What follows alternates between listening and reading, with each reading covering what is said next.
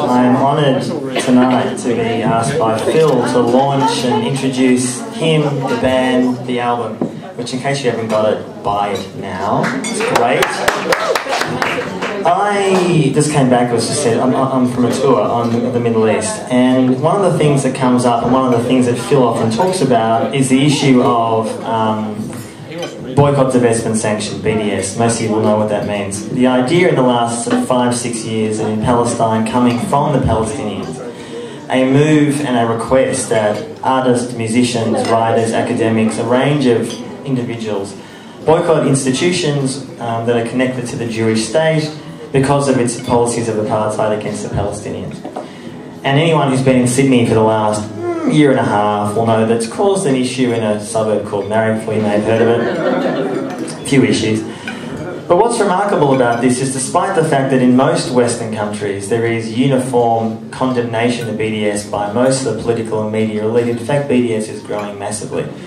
And when I was doing one event in Ramallah a few weeks ago, which is the quasi-Palestinian capital, with Omar Barghouti, who's one of the key BDS figures, who's in my book, what he was saying, which was very revealing, and this is connected to what Phil, I think, is very much about, and the idea of resistance. Omar was saying to me that in the last year, there has been a massive growth of Israeli concert performers who are being forced to pay 3, 4, 5, 6 times the amount to overseas musicians to come to Israel because they're increasingly boycotting. Now, that's not saying that if musician X doesn't go, suddenly apartheid falls. Of course not.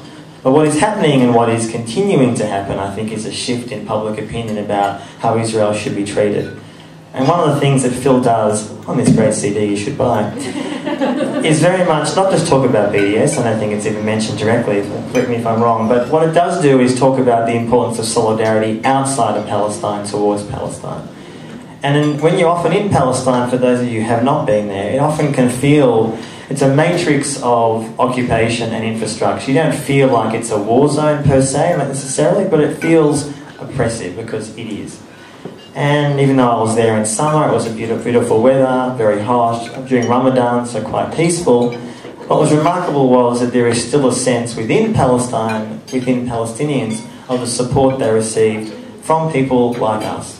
And that actually matters. It matters in ways that people often elsewhere don't understand. And when I was in Palestine, I watched a film, which I'd all recommend you watch, called Under African Skies, which is about Paul Simon, and the 25th anniversary of his album, Graceland, which most of us will know. And what was remarkable about this documentary and why it's relevant to what Phil is doing and what many of us are doing is it talks about when Paul Simon went to South Africa during apartheid in 85-86. He broke the boycott that was called by black South Africans to not go to South Africa. And the documentary is mainly about the music, but the political side is there. And what it talks about is that there's an amazing conversation between Paul Simon and the head of Artists Against Apartheid in South Africa back in the day. Conversations happening earlier on this year. And what's remarkable about this conversation is that Paul Simon arrogantly, and has learned nothing because he went to Israel last year to play there, what he said essentially is that I thought that art and culture was more important than a boycott. And the reason why that's fundamentally problematic is that, like in South Africa, you have now, in 2012, Palestinians themselves. It's not coming from the outside, it's coming from inside Palestine. Virtually every Palestinian civil society organisation is calling for BDS on a range of issues, academic, cultural, etc.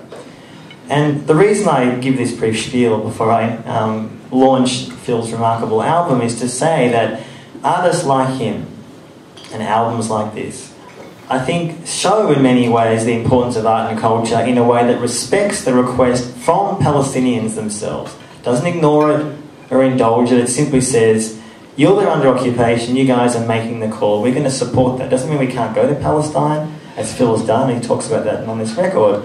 But it says that you give respect to what Palestinians are going through, but not as victims, as individuals and human beings who actually believe in the concept of a better life in 1 state, 5 states, no states, whatever the future might lead. So I wanted to finish by congratulating Phil on this remarkable album and saying that what's quite inspiring for me is someone who really can't sing or play an instrument, although I did play piano and I only know one song, which is Roxette, and any of my generation will know how bad that really is. But is that someone like Phil and band, I'm not ignoring the band, have created a wonderful work of art that not just is political but also enjoyable and provocative. And congratulations, and I'm honoured to be here to launch it. So,